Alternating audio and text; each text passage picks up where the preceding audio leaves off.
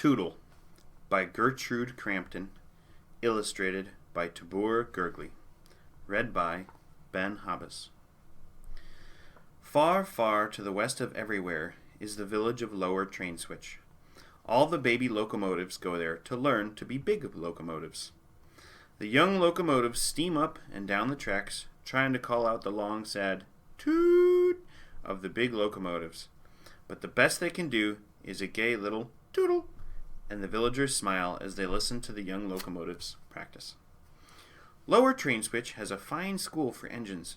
There are lessons in whistle blowing, stopping for a red flag waving, puffing loudly when starting, coming around curves safely, screeching when stopping, clicking and clacking when going over the rails, and staying on the rails no matter what. Young locomotives must study all these lessons. Then, too, there are other things to study. For those who wish to be freight trains, there are how to carry milk without turning it to butter, freight train whistling, and watching the caboose. For passenger trains, there are lessons in going through tunnels, pulling the diner without spilling the soup, and how beds are made in trains. Of all the things that are taught in the Lower Train Switch School for locomotives, the most important is, of course, staying on the rails no matter what. The head of the school is an old engineer named Bill. Bill always tells the new locomotives that he will not be angry if they sometimes spill the soup pulling the diner, or if they turn the milk to butter now and then. But they will never, never be good trains unless they get 100 A+ in staying on the rails no matter what. All the baby engines work very hard to get 100 A+ in staying on the rails. After a few weeks, not one of the engines in the Lower Train Switch School for Trains would even think of going off the rails no matter what. One day, a new locomotive named Tootle came to school. "Here's the finest baby I've ever seen since old 600, thought Bill.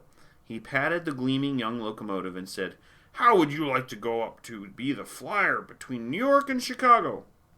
"If a flyer goes very fast, I should like to be one," Tootle answered. "I love to go fast. Watch me." He raced all around the roundhouse. "Good, good," said Bill. "You must study whistle blowing, puffing loudly when starting, stopping for a red flag waving, pulling the diner without spilling the soup, and all kinds of things. But most of all, you must study staying on the rails no matter what. Remember, you can't be a flyer unless you get 100 A+ in staying on the rails." Tootle promised that he would remember and that he would work very hard. All the people in Lower Train Switch began to talk about him. They said he could pull a baby diner uphill and down again without spilling one drop of soup, and in just 6 lessons. They told about his high grades in puffing, whistle blowing, and clicking and clacking. Tootle was the pet of the town. He even worked hard at stopping for a red flag waving. Tootle did not like those lessons at all. There is nothing a locomotive hates more than stopping. But Bill said that no locomotive ever kept going when he saw a red flag waving. "Stopping for a red flag waving is almost as important as staying on the trails no matter what," said Bill. "Well, all right," Tootle grumbled. "I don't like to stop, though. I like to go fast." "Yes, I know," said Bill. "You're like all flyers, but you can go fast when you see the green flag." One day, while Tootle was practicing for his lesson in staying on the rails no matter what, a dreadful thing happened. He looked across the meadow. He was running through a fine, strong black horse. "Race you to the river!" shouted the black horse, and kicked up his heels. Away went the horse. His black tail streamed out behind him, and his mane tossed in the wind. Oh, how he could run! "Here I go," said Tootle to himself. "If I'm going to be a flyer, I can't let a horse beat me," he puffed. "Everyone at school will laugh at me." His wheels turned so fast that they were silver streaks. The cars lurched and bumped together, and just as Tootle was sure he could win, the tracks made a great curve. "Oh, whistle!" cried Tootle. "That horse will beat me now. He'll run straight while I take the great curve." Then the dreadful thing happened. After all that Bill had said about staying on the rails no matter what, Tootle jumped off the tracks and raced alongside the black horse. The race ended in a tie. Both Tootle and the black horse were happy. Tootle was pleased because the horse hadn't won, and the horse was happy because he had never been so close to beating a locomotive. They stood on the bank of the river and talked. "It's nice out here in the meadow," Tootle said. "Yes, but I thought you fellows had to stay on the rails," said the horse in a puzzled way. "We do, but I didn't," Tootle explained. "Oh," said the horse. When Tootle got back to school, he said nothing about leaving the rails, but he thought about it that night in the roundhouse. "Tomorrow I will work hard," decided Tootle. "I will not even think of leaving the rails, no matter what." And he did work hard. He practiced tootling so much that the mayor himself ran up the hill, his green coat-tails flapping, and said that everyone in the village had a headache and would he stop tootling. So Tootle was sent to practice staying on the rails no matter what. As he came to the great curve, Tootle looked up across the meadow. It was full of buttercups. "It's like a big yellow carpet. How I should like to play in them and hold one under my searchlight to see if I like butter," thought Tootle. "But no, I'm going to be a flyer, and I must practice staying on the rails no matter what." Tootle clicked and clacked around the great curve. His wheels began to say over and over again, "Do you like butter, do you?"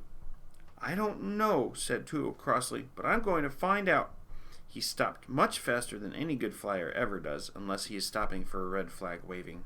The sparks shot from his wheels, and the 8 bowls of soup rolled around and around. He hopped off the tracks and bumped along the meadow to the yellow buttercups. "What fun!" said Tootle, and he danced around and held one of the buttercups under his searchlight. Then he ran to the river and peeked into the quiet water to see if he liked butter. "I do like butter!" cried Tootle. "I do!" At last the sun began to go down, and it was time to hurry to the roundhouse. That evening, while the chief oiler was playing checkers with old Bill, he said, "It's queer. It's very queer, but I found grass between Tootle's front wheels today."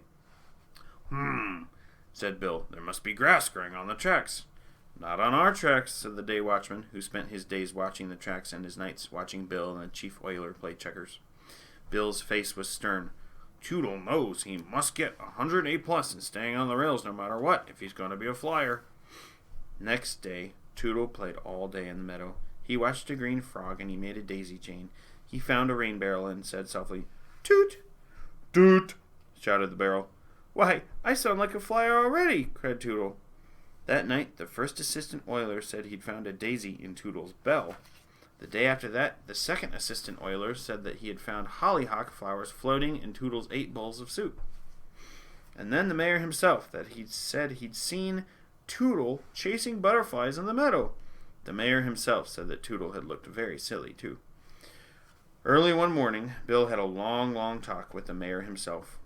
When the mayor himself left the lower train switch school for locomotives, he laughed all the way to the village. "Bill's plan will surely put Tootle back on the track," he chuckled. Bill ran from one store to the next, buying 10 yards of this and 20 yards of that, and all you have of the other.